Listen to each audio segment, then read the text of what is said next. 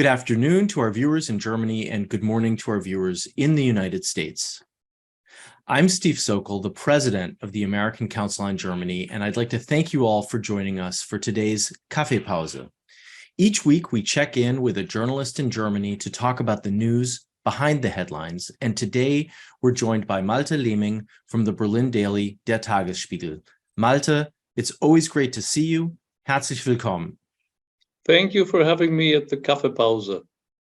Well, Malte, I always enjoy our conversations, and it's become a little bit of a tradition when you're our guest for the Kaffeepause to talk a little bit about some of the headlines in today's paper. And so I'd be curious to hear from you, what's making the front pages in some of Germany's papers today?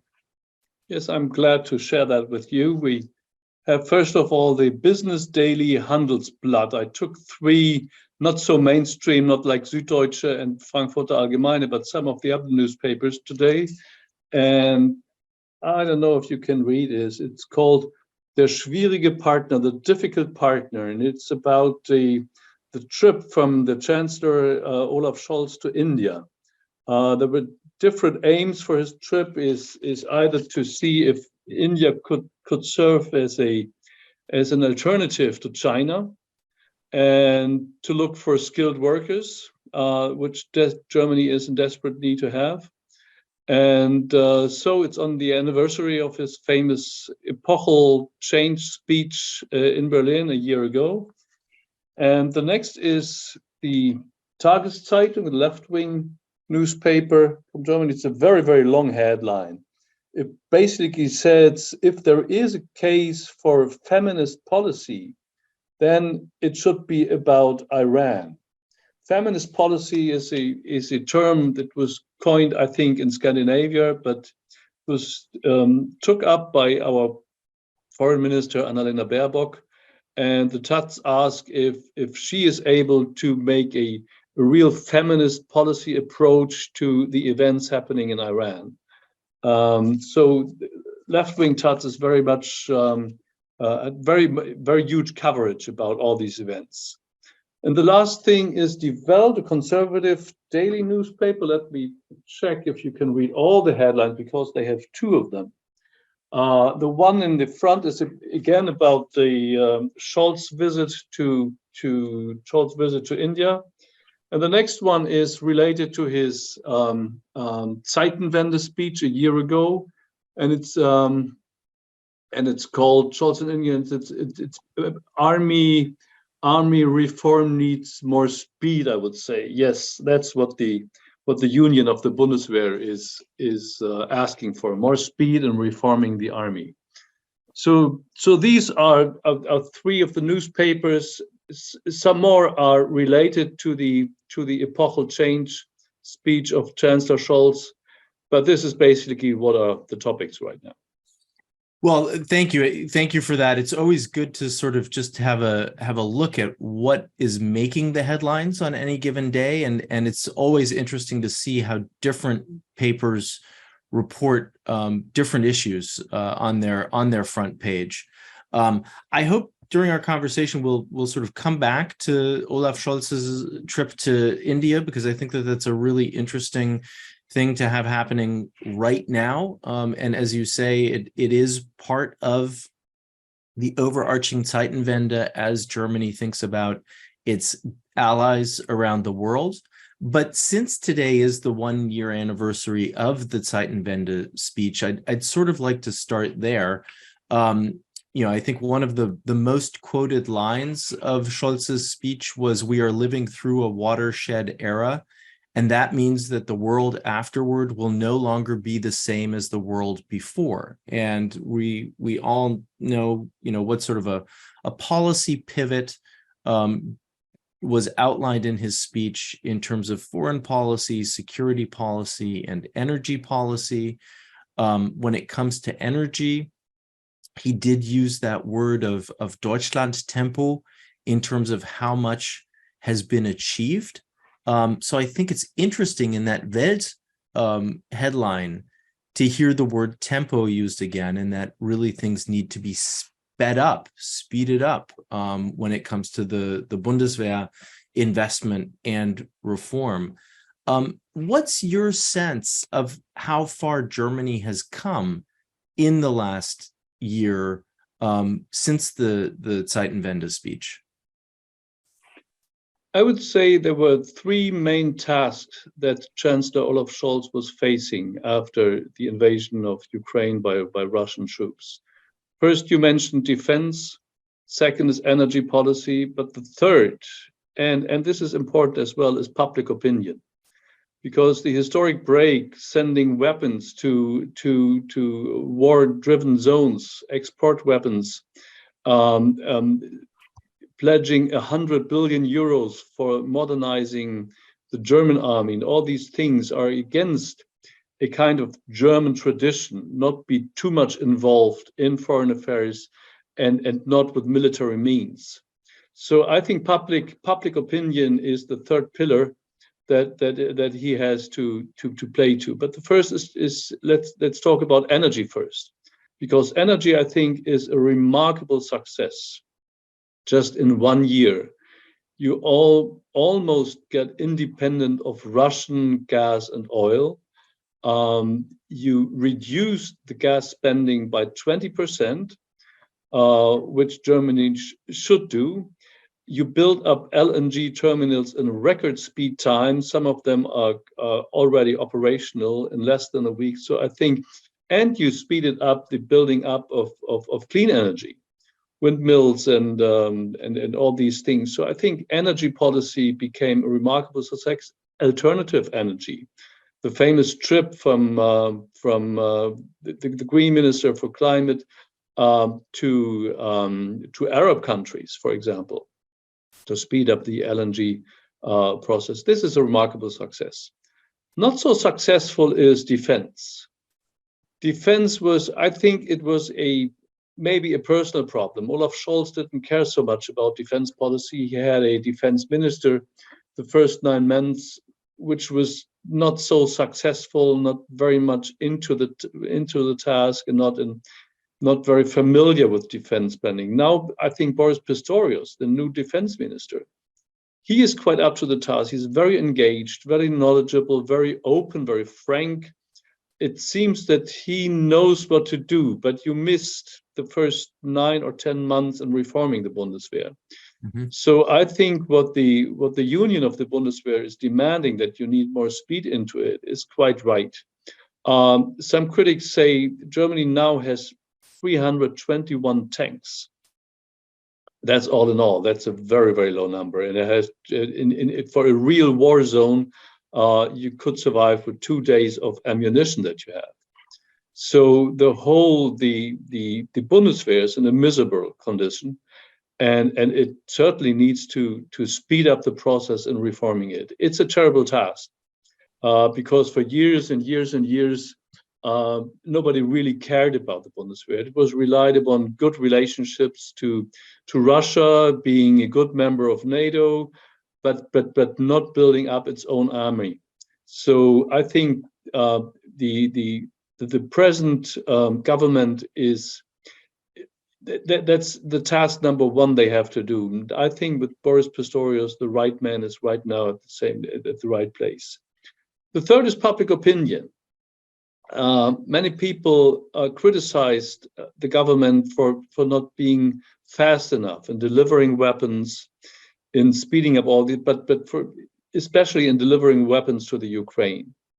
But I think German public opinion is not as fast in grasping at what kind of situation we're in. That in the middle of Europe, a terrible war is fought in front, not of the doorstep of Germany, but in front of NATO member, for example, Poland. In the Black Sea, you're talking about Romania and Bulgaria, and so on and so on. And so I think the reluctance of Olaf Scholz is due to the fact that he always felt you have to take with you the public opinion in Germany. You can't be faster than the spirit of your own people. And I think this is reflected in the reluctance to be more speedy export of weapons and so on. Mhm. So good notes for energy, bad notes for defense, mixed notes in public policy, I would say. Let me maybe take each of these in reverse order, if you will, and stick with public opinion for a moment. One of the other criticisms of Olaf Scholz has been that he has not been a great communicator in trying to make the case for some of these issues. I think a lot of people were very surprised at the Zeitenwende speech at a special session of the Bundestag a year ago.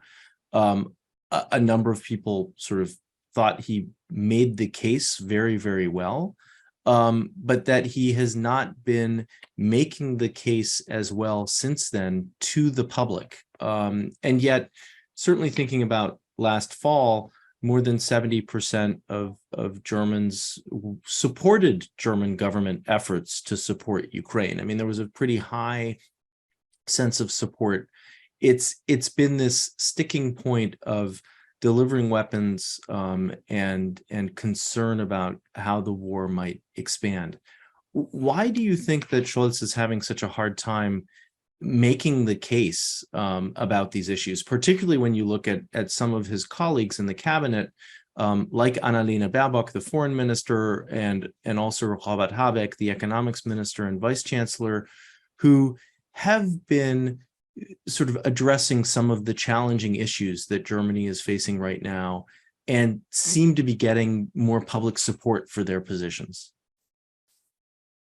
The curious thing is that this kind of criticism reminds me so much about what was always said about Angela Merkel, that she is not a good communicator and not making her points, not convincing people, not being charismatic, not being, and he's the same. I mean, the same criticism applies to him, but if you go through his speeches and what he actually says, you find the opposite. I mean, he is frank, he is open, and he says the right thing, but the manner he does it seems not to be as convincing or charismatic or things like that.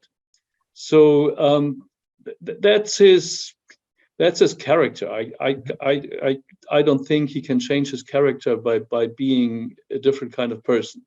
Mm-hmm. So on the other hand, I'm not quite sure if Germans really want a Emmanuel Macron approach for best coverage time, 8 o'clock in the evening. Your chancellor is talking to you because now it's an existential threat of blah, blah, blah. They are kind of averse to too much pathos in the speeches. So I think it's not too bad considering that he isn't a good communicator, but you can't change that. I can't see what can be done about this. Yeah. So thank you. Then I want to take the second issue that you raised of defense, and we'll come back to this a little bit later in our conversation. But what can you tell us about Boris Pistorius, the new defense minister, because he's somebody who, for many people, seemed to come out of nowhere. You said that you have some confidence that he will be able to take the steps necessary to bring about the kinds of reforms and changes that are needed in the Bundeswehr, but he does not have a military background. Indeed, some people were surprised at his selection as the defense minister. Actually, he served in the army as a conscript. I mean, he did his, but that doesn't mean that he is an expert in these things. Right. No, it's just my personal. It's up to his appearance in interviews, in the kind of things he is saying. He's asking right now for even a stronger defense budget, because even though the chancellor pledges we will fulfill now the 2% GDP contribution to the defense budget. In this year, it's 1.5%. Last year, it was 1.5%. And they think this year will be 1.6 and not even 2%, even though he pledges 100 billion euros. Mm-hmm. And Boris Pistorius is not too shy to remind him about this, and this has to be more and asking for more. And he has good arguments on his side. So I think given the fact that the Chancellor himself doesn't care too much about the details of defense policy, I think he's quite happy with a man who at least seems to be knowledgeable, frank, and up to the task. Mm-hmm. And one of our viewers just suggested that perhaps his role is less a military role and more administrative, particularly when it comes to reforming the procurement process, Right. which of course is very important given the sort of miserable state of affairs of the Bundeswehr's equipment at the moment. Right. He actually, his career is very much bound to the state of Lower Saxony. He was for a couple of years the Interior Minister for Lower Saxony, combating terrorism, crime, and things like this. And he always had a good reputation doing this. Yeah. So to your first point about energy, it seems as if Germany was in Europe in general was incredibly lucky to have a fairly mild winter, and that undoubtedly helped. There were great concerns heading into winter that if it was a bad winter, it would be tough, but it was a fairly mild winter. But even last fall, people were saying that the winter of 23-24 would be really the telling winter, and that there was a sense of even if prices went up, one would be able to get through the 22-23 winter, but it's this next winter that's 10 months away, that will be severe. Do you feel that with the measures that have been taken so far, that Germany is well on the path to be able to get through next winter so that it does not become another crisis? That is a very, very difficult question for me as not an expert in energy policy. Given the predictions before this winter, that Germany will be in a great recession, and some even speculated about the end of the German role model, economic role model, and things like this. None of these realized as much as it was feared. So a year time, building up more LNG terminals, looking for alternative energy examples for Norway. It's one of is doing quite well in delivering more gas and oil to continental Europe and things like this. So I think they are on the good way to do it. It's at least it's my feeling. I have no idea what the relationship is between minus 20% for 4 weeks and the need for consumption and oil and gas. I have no idea about these relations. Mm-hmm. So coming back to German politics, I would be really interested to hear from you sort of your take on some of the tensions we're seeing within the coalition. There's been the publication of an exchange of letters between Christian Lindner, the finance minister, and Robert Habeck, the vice chancellor and economics minister, which has really come to the fore at the same time. There have been some, somewhat different statements coming from Annalena Baerbock and from Olaf Scholz that have made people question whether the coalition is truly aligned. How do you sort of look at some of these narratives that are coming out of the current government, and what's your sense of how solid the coalition is? I think the coalition is solid. They all know that we are in exceptional times with the Zeitenwende, with the war in Ukraine, the aftermath of COVID and Corona, and all these things. We are still in exceptional times, and I think the coalition, the partners know it. It's a unique coalition. We never had an Ampel coalition like this with the Greens and the FDP, who traditionally don't like each other very much because the FDP is always more on innovation, less taxes, not taking climate as seriously as the Greens are doing, and so on and so on. I feel that we had the election in Berlin, which were terribly bad for the FDP, for the liberals. So the fear of the liberals is always that in a coalition they are suffering. They did it under Angela Merkel government and so on. And as soon as they go into a coalition, they're going down in the polls. So they have fears for how to survive in the coalition. And they don't know what to do with it. To be more demanding and more saying we don't need any more taxes. I mean, we're talking about a huge spending right now. Germany is one of the top spenders for Ukraine for 10 billion. It's nothing in comparison to the United States, but at least in the ranks of European countries, they are the top givers. They pledged to spend 100 billion euro extra. They still have to give money for the Corona and COVID things. So the question will be again about money. Who gets how much? So do we need more streets like the FDP now is asking for? Or do we need more climate energy policy like the Greens are? Who is looking for more into the future? And these are real fights in the coalition. But I don't think these fights will lead to a split up or to serious problems. Christian Lindner and Robert Habeck, they know very well. Some even are saying they are friends or close to each other. They are on a do personal relationship, not sie, but do.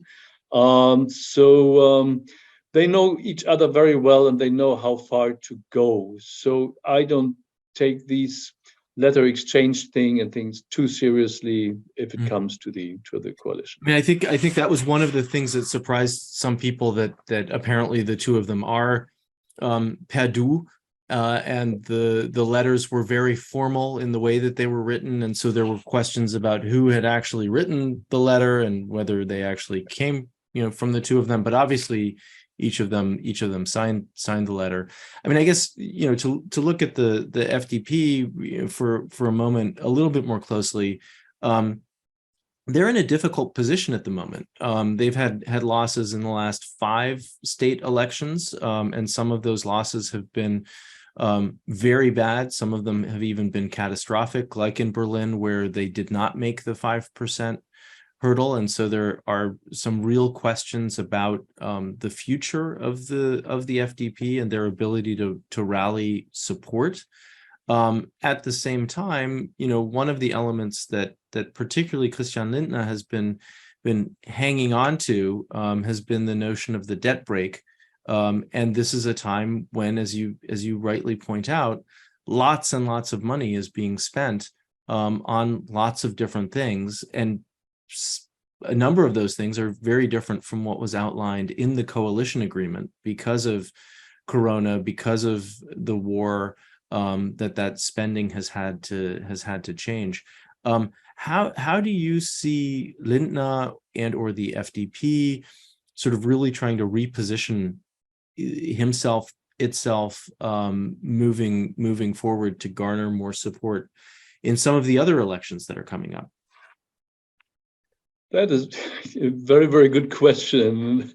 If I would be Christian Lindner, I would be very glad for some advices you could give me. I really have no strong idea. I mean, he will be measured by the question if he could avoid any tax raises.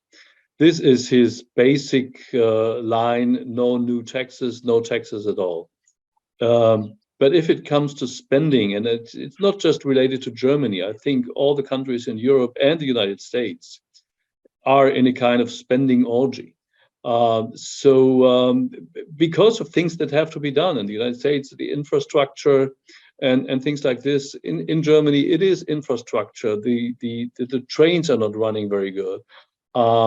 Energy independence need to be speeded up. Defense spending, the Corona spending, and so on and so on. But if the FDP, on the other hand, says in a way yes to new taxes, just to bring the demands of the debt brake that you were talking about, this will be the end. So it will be a fight against new taxes without good arguments than just saying no. And this is a terrible situation they're in. Mhm. I have really no answer. How could there be a freedom-oriented party which takes seriously the question of climate change, for example? Yeah. This would be a way to reflect the needs of the present and not just phrases like no new taxes. Mhm. So then you sort of moving away from the governing coalition to the opposition. I'd be interested in your take on how the CDU CSU is faring. One of the things that I woke up to this morning was even more of a conversation about the 100 billion euro that are dedicated to rebuilding the Bundeswehr. There was a fairly lengthy interview in Deutschlandfunk with Roderich Kiesewetter, who's a defense expert in the CDU. And he said that the Zeitenwende speech made some really good recommendations on how this special fund was to be used and what the path forward should be. But he was also very critical that not enough has happened, and that the necessary sort of precision or plan for this kind of investment in the Bundeswehr just has not happened. We talked a little bit about how the current government gets middling marks when it comes to its defense spending. Undoubtedly, part of that was due to the former minister who's no longer in charge. But can you talk a little bit about sort of this viewpoint of the opposition party, and then also how the opposition party is faring at the moment? Yes, I think the opposition is faring quite well. We had the recent election in Berlin. The CDU is doing very good, and it was the strongest party, which is a kind of new experience for them in state elections. So that was due to Merz himself. I think he did a very good job. The problem for the opposition is in war times, and it feels like a wartime, even though Germany is not a partner in war and doesn't fight a war and so on, it's just delivering weapons. But it feels like we are in a wartime in a way. So that limits the rhetoric of the opposition, I think. They can be not too harshly attacking the government if the government is exporting weapons. So Germans are in the majority supporting exporting the heavy weapons to the Ukraine. They are in favor of what the government is doing, but they don't want to sound too militaristic or too much being a partner of it. They are against jets fighter delivery of this and so on and so on. So we had the last weekend, when the anniversary of the famous Scholz speech was, we have a couple of demonstrations, one very big ones, maybe 12,000, maybe 20,000 people attending, from left wing, middle of the road, some right wingers. So the old Hufeisen theory, left and right meet at some point on the streets of Berlin, demanding negotiations, the end of the war. So there is an end of the war. My feeling is it's not so much a people not quite know what they are asking for in this kind of war, but they are asking questions. What is the aim of the war? To get Ukraine strong enough to have a good position on the negotiating table, to de-Putinize Russia and topple him with any kind of means, to be the winner of the war, whatever that means, if you fight an atomic superpower. So the questions are coming up and up. So the basic mood is of insecureness. And insecureness is not being answered by too harsh rhetoric, which sometimes the opposition seems to have. So I think the Scholz approach is right now being the right tone that he had. So maybe related to that, and this sort of picks up on a theme that was really on display at the Munich Security Conference earlier this month, sort of lots of questions about how this ends, and lots of expectations about how this conflict might end.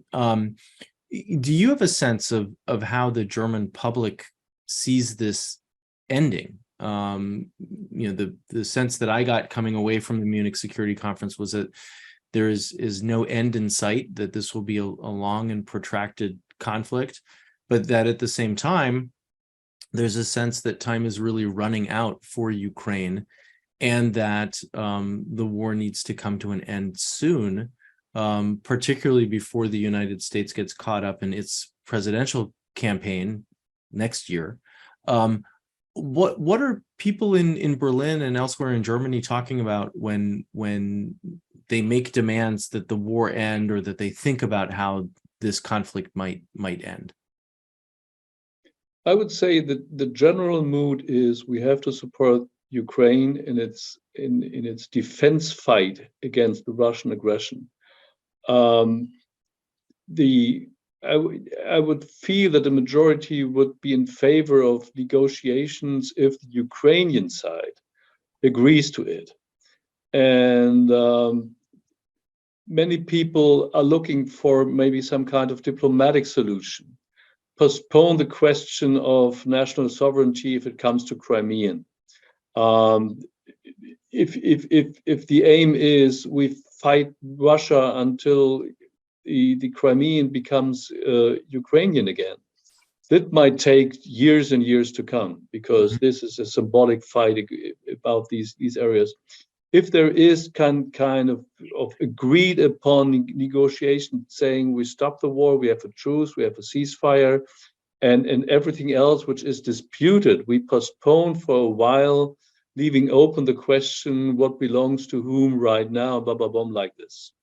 So classical Kissinger approach to realpolitik to this.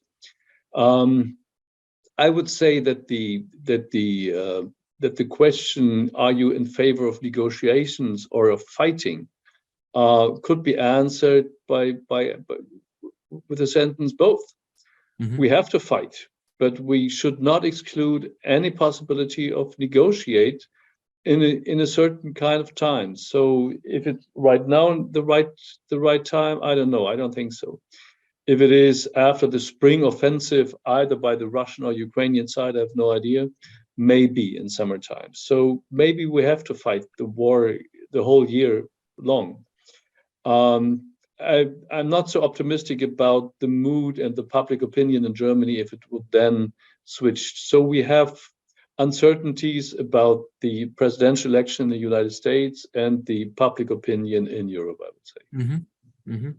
So I would like to come back to the Chancellor's trip to India, but before we go to that, I'd like to talk a little bit about China. We have a question from one of our viewers about China. I have to move because my light is gone. So okay. We can see you now. And I guess, one of the things that we've obviously seen is sort of a change in German policy toward Russia. We've not really seen a fundamental change yet in Germany's policy toward China, but a lot of thinking about China. I guess my question to you would be, how is Germany's China-Politik or China policy evolving? And then I have a viewer question I'd like to fold in. Yes, I would say that the German government and the German public knows that there were made grave mistakes in the relationships to Russia. It already started when Nord Stream 1 was built up in 2000, I think 2011 or something like this, even before the first war against Ukraine. The whole reliance upon cheap energy from Russia was a mistake, because even in 2011 you could see that Putin was some kind of autocratic president, killing journalists and doing very bad things in his country. So then came the first war against Ukraine in 2014. 2008 was Georgia even.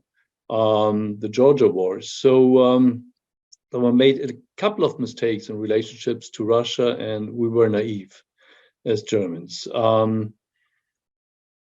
As you can see now in this war against Ukraine. China is a different topic, at least in German minds, because they think China is not a threat to European security. China might be a threat to world peace, or there might be tensions between China and the United States, but the European feeling is not a threat to our security like we see that Russia is now. So the lesson of Russia, of our policy against Russia is not we should do now the same to China, but to see the differences and to be skeptical and look for alternatives. And this is, I think, what drives Olaf Scholz. His first trip went to Brazil, and in Brazil he tried to convince them to be much more pro-European, pro-Western side when it comes to the war in Ukraine. And surprisingly, Brazil voted for the resolution in the United Nations General Assembly. So what about China? China tries to play a neutral role in this conflict, in this war. And I think Olaf Scholz talked with China, with India as well, about if they are able or willing to change there and to reflect more harshly that they are against Russian aggression and so on and so on. So this was one of his aims. The other was looking for skilled labor from India in the high-tech branch. I don't know how successful this is, given the fact that English-speaking countries are much more competitive in looking for skilled laborers. So let's stick with the trade mission to India at the moment. I mean, I think you're absolutely right. One of the motivations for going to India at this time is that stronger relations with India might help Germany become less dependent on China, particularly at a time when there are some concerns about dependence. But there's been a fair amount of criticism leveled at Scholz, for example, that India has been standing on the sidelines in terms of taking a side. It has not spoken up in Ukraine's favor. And it has also strengthened its economic ties to Russia during this conflict. So how is this trip playing at home, if you will? Neither nor. There is no real positive or negative feelings about it. They see the chance they're going to India. What they learned from the trip, and maybe from the Brazil trip as well, is you very attentively have to look in what kind of terms you are framing the Ukrainian Russian war, the Russian war in Ukraine. If you're always saying it's freedom and democracy against tyranny, that sounds like, yes, two superpower war. But how does this sound to people in India or Brazil or Africa? Oh, the superpowers are fighting each other. What does it have to do with me? And fighting the rule of war and things like this. So maybe we have to change the tone if we are talking with Indians and Africans and Brazilians about why we fight the war and what is related to it, and not sounding too much like the Western world against the tyranny world and things like this, because they are fed up with the rhetoric like this.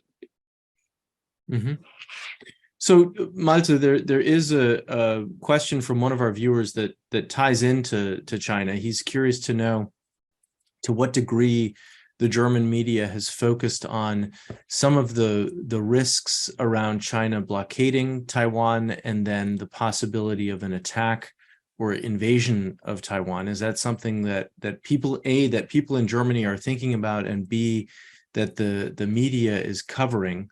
And then, if something like this were to happen, do you have a sense of how Berlin might respond?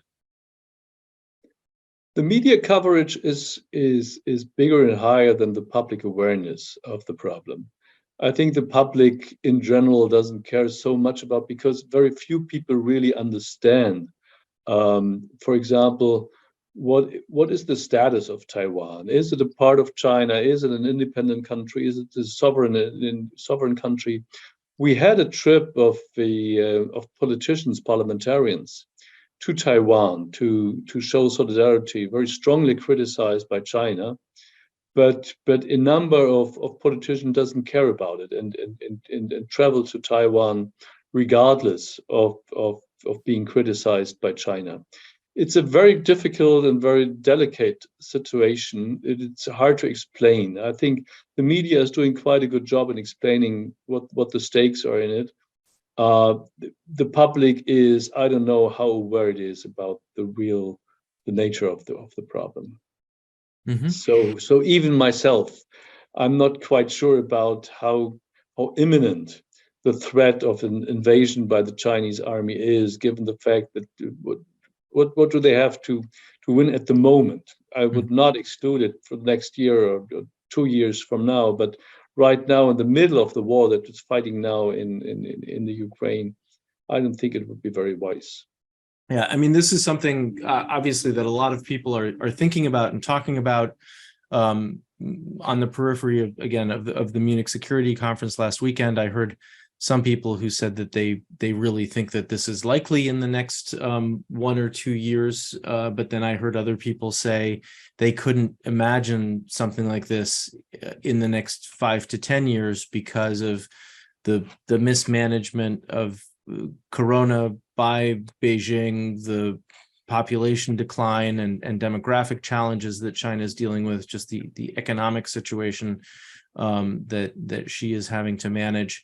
But now, of course, everybody is looking at this axis between Beijing and Moscow and the relationship between Xi and Putin, and very curious about how that might develop further. And of course, concerns over China perhaps delivering weapons to Russia.